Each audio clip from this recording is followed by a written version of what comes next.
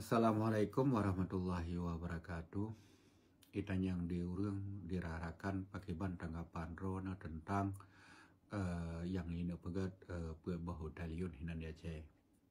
Jadi tanggapan lu tentang dalam perkaranya hana yang alasan-alasan mentang dengan alasan pegawai daliun untuk gerak ekonomi rakyat Aceh. Bagi lu yang kasalah tempat. Indonesia hanya untuk memperkuatkan tentara di Aceh. Yang kenyang sangat. Teman alasan untuk menggerak ekonomi rakyat Aceh hanya. Pakai banding ke Liweranto. Ingat. Bate karuawa itu.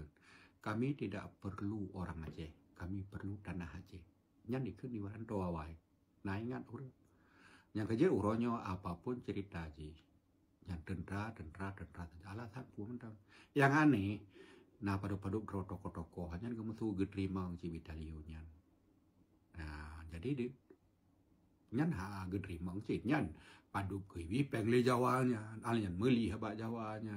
Nyan yang pokok berbicara tentaranya adalah untuk mempertahankan negara, defense of country, untuk mempertahankan negara tagai.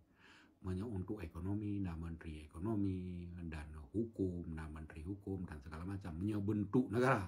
Tetapi bentuk penjajahan ini hanya mau tahu dengan adanya mandum di ron tentara dengan alasan pemerintahnya bentuk penjajahan.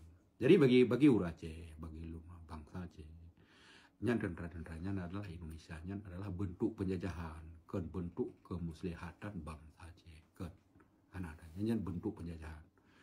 Teman bagi urang-urang yang terima katanya yang nyan gak kijarau penjajahan nyan onan mentang simpel tak begitu. Terima kasih ada perhatian. Assalamualaikum warahmatullahi wabarakatuh.